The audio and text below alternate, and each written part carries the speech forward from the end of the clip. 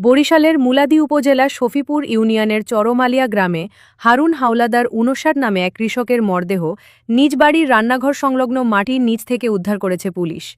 এ ঘটনায় নিহতের স্ত্রী সেলিনা বেগমকে পুলিশ হেফাজতে নিয়ে জিজ্ঞাসাবাদ করছে। পুলিশ জানায়, হারুন হাওলাদার কয়েকদিন আগে নিখোঁজ হন। পরে পরিবারের পক্ষ থেকে অপহরণের অভিযোগে একটি মামলাও দায়ের করা হয়। তবে তদন্তের এক পর্যায়ে বাড়ির রান্নাঘরের পাশের নতুন খোঁড়া মাটি নিয়ে সন্দেহ সৃষ্টি হলে সেখানে খনন করে হারুন হাওলাদারের মরদেহ উদ্ধার করা হয়। মুলাদী থানা পুলিশ জানায়, প্রাথমিক তদন্তে ধারণা করা হচ্ছে পারিবারিক বিরোধ ও পরকীয়াজনিত বিরোধের জেরে এই হত্যাকাণ্ড সংঘটিত হতে পারে। তবে তদন্ত শেষ না হওয়া পর্যন্ত ঘটনার প্রকৃত কারণ সম্পর্কে নিশ্চিতভাবে কিছু বলা যাচ্ছে না।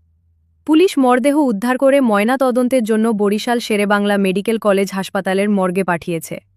একই সঙ্গে ঘটনায় জড়িতদের শনাক্ত ও আইনি ব্যবস্থা গ্রহণে তদন্ত অব্যাহত রয়েছে। এ ঘটনায় এলাকা জুড়ে চাঞ্চল্যের সৃষ্টি হয়েছে। স্থানীয়রা দ্রুত ও নিরপেক্ষ তদন্তের মাধ্যমে প্রকৃত দোষীদের দৃষ্টান্তমূলক শাস্তির দাবি জানিয়েছেন।